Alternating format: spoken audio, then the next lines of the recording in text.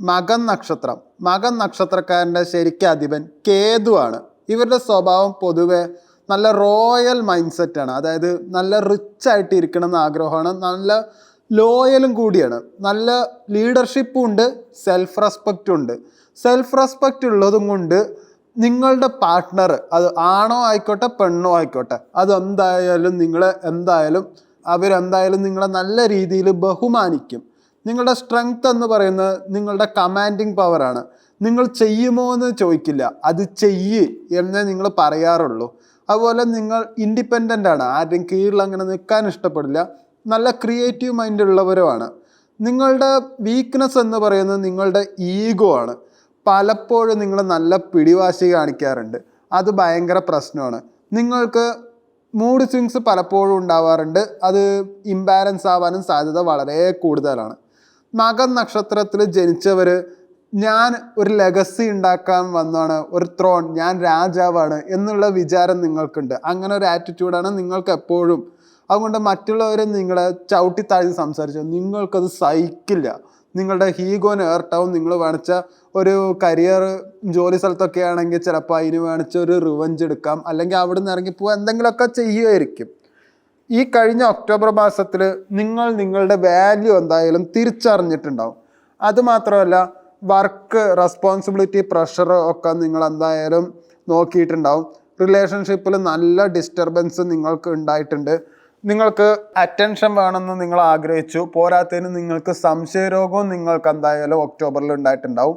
അതുപോലെ സ്ട്രെസ്സ് ഭയങ്കരമായിട്ട് നിങ്ങൾക്ക് ഒക്ടോബറിൽ വന്നിട്ടുണ്ടാവും. രാത്രി ഉറക്കമില്ലായ്മ, അത് ഓവർ തിങ്ക് ചെയ്തിട്ട് അങ്ങനെയുള്ള പ്രശ്നങ്ങളൊക്കെ എന്തായാലും നിങ്ങൾക്ക് ഒക്ടോബർ മാസത്തിൽ ഉണ്ടായിട്ടുണ്ടാവും. ഒക്ടോബർ മാസം അവസാനമാകുമ്പോൾ നിങ്ങളൊരു തീരുമാനത്തിലെത്തിയിട്ടുണ്ടാവും, എൻ്റെ മനസ്സിൻ്റെ വില അത് ഞാൻ തന്നെയാണ് തീരുമാനിക്കുന്നത്. അങ്ങനെയുള്ള ഒരു ഫിലോസഫിയൊക്കെ നിങ്ങൾ എന്തായാലും ഉണ്ടാവും. ആ മൂഡ് ശരിയാക്കാൻ വേണ്ടിയിട്ട് നിങ്ങൾക്ക് ആ രീതിയിലുള്ള സിനിമകളൊക്കെ നിങ്ങൾ എന്തായാലും കണ്ടിട്ടുണ്ടാവും. പക്ഷേ നവംബർ മാസത്തിൽ അങ്ങനെയല്ല. നിങ്ങൾ ജോലിപരമായിട്ട് നോക്കുകയാണെങ്കിൽ എന്തായാലും മറ്റുള്ളവരുടെ അപ്രീസിയേഷൻ നിങ്ങൾക്ക് എന്തായാലും കിട്ടും, ഒരു റെക്കഗ്നിഷൻ എന്തായാലും കിട്ടും, അതോറിറ്റീൻ്റെ ഭാഗത്തുനിന്നും അതെന്തായാലും ഉണ്ടാവും. ബിസിനസ്സാണ് നിങ്ങൾ ചെയ്യുന്നതെങ്കിൽ പുതിയ ക്ലയൻസ് എന്തായാലും വരികയും ചെയ്യും. സ്ട്രോങ് ആയിട്ടുള്ള പ്രോഫിറ്റ് നിങ്ങൾക്ക് എന്തായാലും വരും. ക്രിയേറ്റീവ് ഫീൽഡിലാണെങ്കിൽ നിങ്ങൾക്ക് എന്തായാലും ഒരു സ്പോട്ട് ലൈറ്റ് മൊമെൻറ്റ്സ് എന്തായാലും ഉണ്ടാവും. ജോബ് ചേഞ്ച് ചെയ്യണം എന്ന് ആഗ്രഹം ഉണ്ടെങ്കിൽ നല്ല ഫേവറബിൾ ആയിട്ടുള്ള ഒരു ടൈം തന്നെയാണ്. പക്ഷെ ഇൻ്റർവ്യൂവിന് കിട്ടിയിട്ട് മാത്രം ഇവിടുന്ന് റെസിഗ്നേഷൻ എഴുതാൻ പാടുള്ളൂ. അല്ലാണ്ട് എടുത്ത് ചാടിയിട്ട് റെസിഗ്നേഷൻ എഴുതിയിട്ട് വേറെ ജോലിക്ക് ശ്രമിക്കരുത്. അത് ചിലപ്പോൾ അവതാളത്തിലാവും. ഫേവറബിൾ ആണെന്നുള്ളൂ, അത് കിട്ടുന്ന ഉറപ്പ് എന്തായാലും ജാതകപ്രകാരം പറയുന്നില്ല.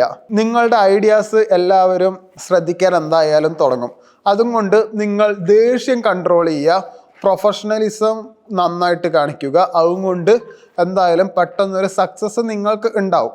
റിലേഷൻഷിപ്പ് പ്രകാരം അട്രാക്ഷൻ പ്ലസ് റെസ്പെക്റ്റ് ഉണ്ടെങ്കിൽ മാത്രമേ നിങ്ങൾക്കത് റൊമാൻസിൽ എന്തായാലും എത്തുകയുള്ളൂ. നിങ്ങൾ സിംഗിൾ ആണെങ്കിൽ പുതിയൊരു അട്രാക്ഷൻ ഉണ്ടാവും, അത് വർക്കാവാൻ സാധ്യത കൂടുതലാണ്. പക്ഷെ എന്നാലും ഒരു 7 മാസം നിങ്ങൾ വെയിറ്റ് ചെയ്യണം. അവരോട് സംസാരിക്കാനല്ല, ഒരു തീരുമാനത്തിലെത്താൻ. എന്ന് പറഞ്ഞാൽ ഇവൾ വേണോ വേണ്ടയോ എന്ന് തീരുമാനിക്കേണ്ടത് ഒരു 7 മാസത്തിന് ശേഷം മാത്രമായിരിക്കും. അതുപോലെ നിങ്ങൾ പ്രണയത്തിലാണെങ്കിൽ നിങ്ങളുടെ ബോണ്ടിങ് കുറച്ചും കൂടി സ്ട്രോങ് ആവും. പൊസസീവ്നെസ് റെഡ്യൂസ് ചെയ്യണം, സംശയരോഗം കാണിക്കരുത്. എന്നാൽ നിങ്ങളത് സ്പൈ ആയിട്ട് വർക്ക് ചെയ്യുകയും വേണം, അവിടെ നിരീക്ഷിക്കുകയും വേണം. കല്യാണം കഴിഞ്ഞവരാണെങ്കിൽ ഇമോഷണലി നല്ല ക്ലോസ് തന്നെ ആയിരിക്കും. ഫാമിലി പ്ലാനിങ് ഒക്കെ എന്തായാലും നല്ലൊരു പോസിറ്റീവ് സിഗ്നൽ തന്നെ ആയിരിക്കും. നിങ്ങളുടെ കീ ലൈൻ എന്ന് പറയുന്നത് ഈഗോ നിങ്ങൾ വിട്ട് കൊടുക്കുകയാണെങ്കിൽ എന്തായാലും നിങ്ങൾ പ്രണയത്തിൽ വിജയിക്കും. എന്നും പറഞ്ഞിട്ട് റെസ്പെക്റ്റ് വിട്ട് കൊടുക്കരുത്. നിങ്ങളുടെ ഈഗോയും റെസ്പെക്റ്റും എന്താണ് എന്ന് നിങ്ങൾക്ക് തിരിച്ചറിഞ്ഞേ പറ്റുകയുള്ളൂ. അതുമാത്രമല്ല നിങ്ങൾക്ക് നിങ്ങളുടെ ആത്മവിശ്വാസം എന്തായാലും തിരിച്ചു കിട്ടും. ഒരു ഡ്രീം പ്ലാനിങ് ഒക്കെ ഒന്ന് സ്റ്റാർട്ട് ചെയ്യാൻ സാധ്യത വളരെ കൂടുതലാണ്. അതിലെന്തായാലും ആക്ഷൻ മോഡ് നല്ല രീതിയിൽ ഓൺ ആവുകയും ചെയ്യും. അതുകൊണ്ട് ഡ്രാമ നിങ്ങൾ നന്നായിട്ട് തന്നെ അവോയ്ഡ് ചെയ്യണം. നിങ്ങൾ എപ്പോഴും മനസ്സിൽ ഇങ്ങനെ പറഞ്ഞുകൊണ്ടിരിക്കണം, ഞാൻ ഒരു കാര്യത്തിന് പിറകെ ഓടില്ല, ഞാൻ ഒരു കാര്യം ചൂസ് ചെയ്യുകയുള്ളൂ. ഇത് പറഞ്ഞു പഠിക്കുകയാണെങ്കിൽ നിങ്ങൾക്ക് എന്തായാലും സാധാരണ സക്സസ് ഉണ്ടാവാറുള്ളൂ.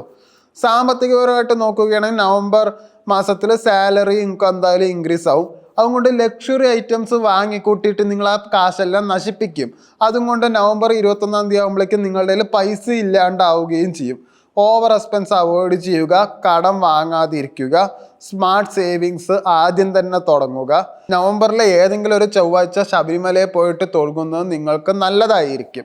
ആരോഗ്യപരമായിട്ട് നോക്കുകയാണെങ്കിൽ നിങ്ങൾക്ക് തലവേദന അത്യാവശ്യം എപ്പോഴും ഉണ്ടാവും. നവംബർ മാസത്തിൽ ചെസ്റ്റ് പെയിനും ഉണ്ടാവും. അത് ദേഷ്യം കൊണ്ട് വരുന്ന ചെസ്റ്റ് പെയിനാണ്. അതുപോലെ ബാക്കിയുള്ള ഫിസിക്കൽ എനർജിക്കൊന്നും നിങ്ങൾക്ക് പ്രശ്നമൊന്നും ഉണ്ടാവില്ല. അതൊക്കെ എന്തായാലും നന്നായിട്ട് തന്നെ പോകുള്ളൂ. നിങ്ങൾ എന്തായാലും കൂടുതൽ ഉറങ്ങുന്നതായിരിക്കും നല്ലത്. വൈകുന്നേരം ഫ്രൂട്ട്സ് ശീലാക്കുന്നത് നിങ്ങൾക്ക് ഗുണം മാത്രമേ ചെയ്യുകയുള്ളൂ. നിങ്ങളുടെ പവർ ഐഡൻറ്റിറ്റി തിരിച്ചറിയപ്പെടുന്ന ഒരു മാസമാണ് ശരിക്കും പറഞ്ഞാൽ നവംബർ. അതുകൊണ്ട് റെസ്പെക്റ്റ് ആരുടെ അടുത്തും ചോദിക്കരുത്, അത് ഏൺ ചെയ്യാൻ പഠിക്കുക.